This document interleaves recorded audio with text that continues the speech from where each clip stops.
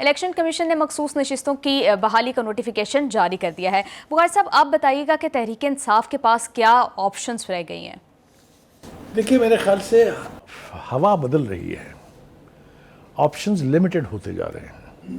بہت آپشنز تھے بانی پی ٹی آئی کے پاس بھی اور پی ٹی آئی کی قیادت کے پاس بھی، اگر وہ سیاسی راستہ اختیار کرتے۔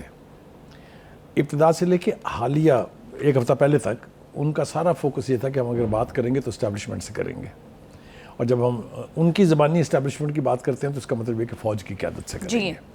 فوج کی قیادت نے جتنی بار ان کی طرف سے کوشش ہوئی ہے اس سے 2 بار زیادہ ان کو کہا ہے کہ ہم نے آپ سے بات نہیں کرنی، we are not interested to talk to you. جی سافٹلی بھی کہا گیا، سختی سے بھی کہا گیا۔ مجھے اچھی طریقے سے وہ 4 پریس کانفرنسز یاد ہیں D G I S P R کی۔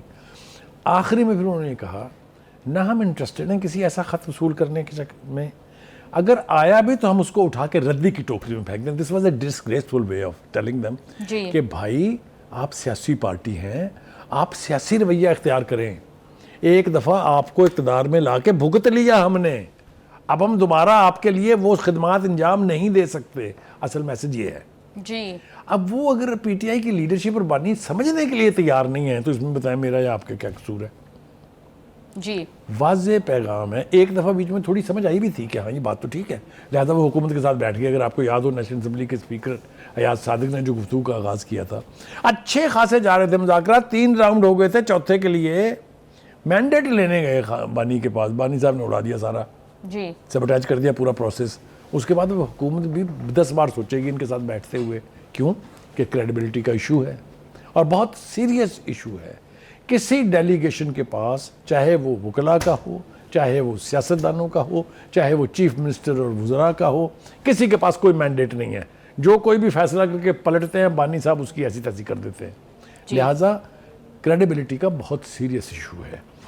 ملٹری لیڈرشپ کو تو چھوڑ دیں، وہ تو بات ہی نہیں کرنا چاہتے نا۔ ایون سیاسی لیڈرشپ بھی یہ سوچتی ہے، مثال کے طور پہ میں آپ کو چند مثالیں دیتا چلوں۔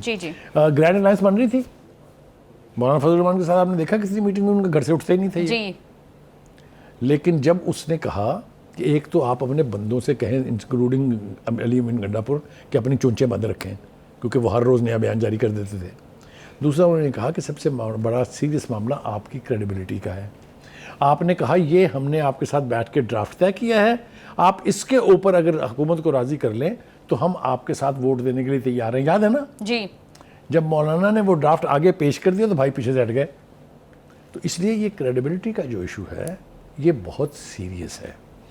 اب نئی صورتحال یہ ہے کہ پہلے تو باہر سے انہیں کہا جاتا تھا نا کہ یار سیاسی راستہ اختیار کریں، سیاستدانوں سے بات کریں، یا اسٹیبلشمنٹ انہیں کہتی تھی کہ بھائی ہمارے پاس آنے کی بجائے گورنمنٹ کے پاس جائیں۔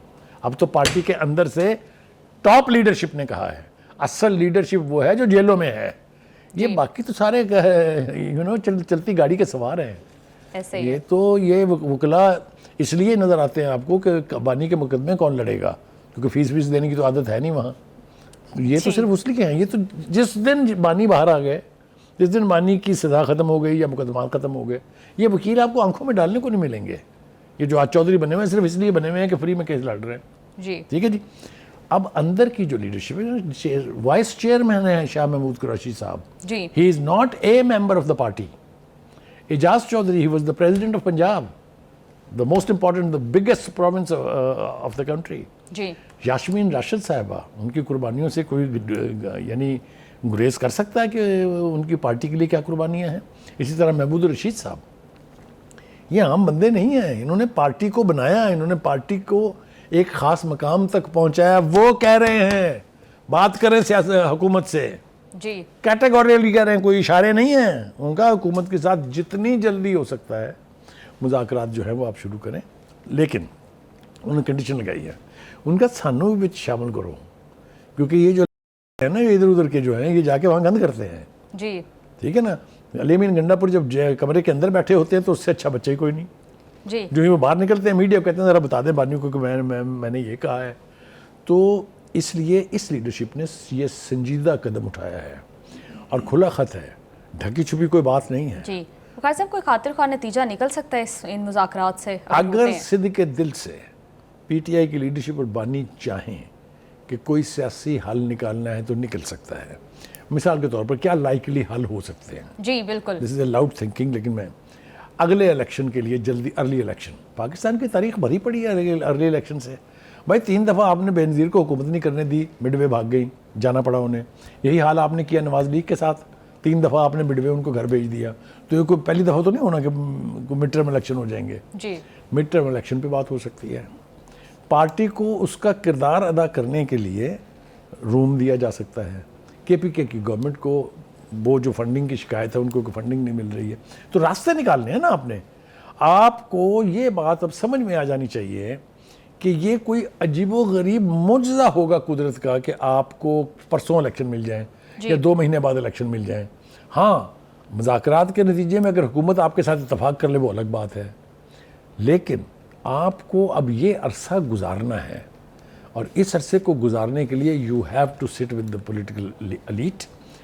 گورنمنٹ میں باہر کے لوگ نہیں ہیں، 2 بڑی پارٹیاں ہیں، جی پیپلز پارٹی اور نون لیگ. ان کے ساتھ بیٹھیں، بات چیت کریں اور کوئی نہ کوئی اس کا حل نکالیں. اس کے علاوہ کوئی چارہ نہیں ہے. وقار صاحب، جس طرح سے ریزرو سیٹس الاٹ کی جا رہی ہیں، یہ بھی بات ہو رہی ہے کہ شاید کے پی کے کی گورنمنٹ اب خطرے میں ہے. دیکھیے وہ تو مولانا فضل الرحمان صاحب نے ایک بڑی یقین دہانی کرائی. مجھے حیرت ہے کیا ضرورت پیش آ گئی تھی ان کو یہ یقین دہانی کرانے کی کہ اگر کے پی کے گورنمنٹ کے خلاف کوئی ووٹ آف نو کانفیڈنس آیا تو میں اس میں ساتھ نہیں دوں گا. جی اگر تو یہ پولیٹیکل سٹیٹمنٹ ہے، کیونکہ اب وہاں صورتحال وہ نہیں رہی ہے کہ مائٹیسٹ پی ٹی آئی ہے. اصل بات جو آپ مجھے کرنے نہیں دے رہی ہیں یا آپ مجھے کرنے کا موقع نہیں دے رہی ہیں وہ یہ ہے کہ یہ تو خط ہو گیا ان لوگوں کا جو پارٹی کے اسیران اندر ہیں، پارٹی کے اسٹالورٹس. ایک جنرل امپریشن یہ ہے کہ جو باقی کے لوگ ہیں وہ بھی چاہتے ہیں کہ اب بہت لڑ لیے، اب بیٹھ کے کوئی نہ کوئی راستہ نکالنا چاہیے. اور یہ بھی بات ہم سن رہے ہیں کہ بیچ میں کوئی فارورڈ بلاک بھی بننے والا ہے. اس کی بازگشت پہلے بھی سنی ہوئی ہے آپ نے، میں پہلی دفعہ نہیں کہہ رہا ہوں. پارٹی کے یہ جو سیٹیں تقسیم ہو گئی ہیں، پارٹی کے اندر جو اسیران ہیں، پارٹی کے جو وہ لوگ ہیں جو چاہتے ہیں حکومت کے ساتھ مذاکرات ہوں، یا پارٹی کے وہ لوگ جو کسی فارورڈ بلاک کا حصہ بن سکتے ہیں، تو پارٹی تو بہت تکلیف میں ہے. جی بانی کو وہ الٹیمیٹ جملے کہنے کی عادت اب ترک کرنی ہوگی. پہلے تو آپ اپنی پارٹی سنبھالیں.